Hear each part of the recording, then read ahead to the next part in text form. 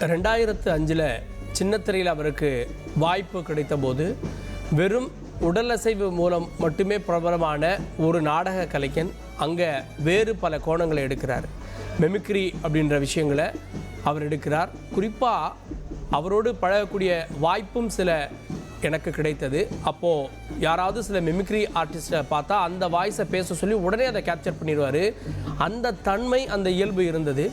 Robot Shankar ஒரு கற்றுக்கொள்வதில் ஒரு குழந்தை மாதிரி ஒருத்தர் ஒரு பாடி லாங்குவேஜை மாடுலேட் பண்ணுறாங்க அப்படின்னா அது அப்படியே அவங்ககிட்ட கற்றுக்கொள்ளக்கூடிய ஒரு நபராக இருந்தார். அதனால தான் ரோபோ சங்கர் எம்ஜிஆர் அவர்களுடைய உடல் மொழியை அப்படியே பண்ணி காட்டக்கூடியவர்களாக நடித்தார். அவருடைய ரொம்ப ஃபேவரட் அப்படின்னா கமல் அவர்களுடைய பாடி லாங்குவேஜ் பண்ணுவார், விஜயகாந்த் அவர்களுடைய பாடி லாங்குவேஜ் பண்ணுவார். அந்த body language plus dialogue delivery இதன் மூலமாக ஒரு ஸ்கிரிப்டை ஏற்படுத்தி கொள்வார்கள். அப்படின்னு ஒரு மெமிக்ரி கலைஞராகவும் ஒரு உடல் அசைவு, அதாவது பாடி லாங்குவேஜ் மூலமான ஒரு நடவடிக்கையும் வச்சு காமெடி பண்ணுவாங்க. அதில் அவங்க பீக்கில் இருந்தது அப்படின்றது ரோபோ சங்கர் அண்ட் அரவிந்த் பேர் அப்படின்னு இந்த 2 பேரும் சேர்ந்து ஒரு கிளி உருகுது அப்படின்ற பாடலுக்கு 2 பேருமே அந்த பாடல் எப்படி இருக்கும் அப்படின்றத காமெடியாக செஞ்சுருப்பாங்க. அந்த பாடல், அந்த இவர்களுடைய இந்த பெர்ஃபார்மன்ஸ் சென்று சேராத மாவட்டங்களே இல்லை அப்படின்னு சொல்லலாம். அந்த அளவுக்கு இந்த நிகழ்ச்சி மூலமாக அவங்க பிரபலமானாங்க.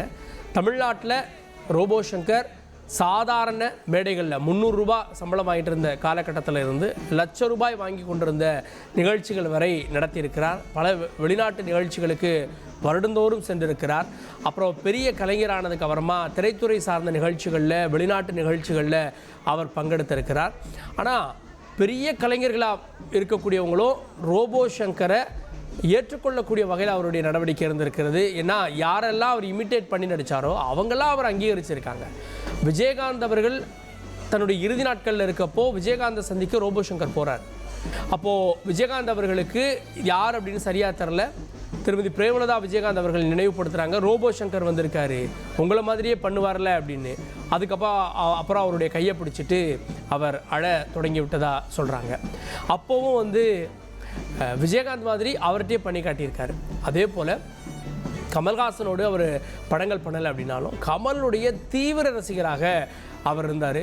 கமலுடைய வாய்ஸில் அந்த பேஸ் வாய்ஸ் அப்படின்றது அவருடைய ஃபேவரட்டாக இருந்தது.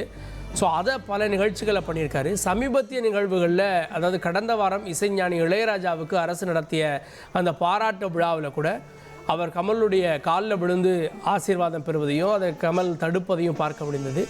அப்பேற்பட்ட தன்னுடைய ரசிகனுக்காக கமல் அஞ்சலி செலுத்துவதற்காக வந்தார் அப்படின்றதையும் நம்ம பார்க்க வேண்டியிருக்கிறது.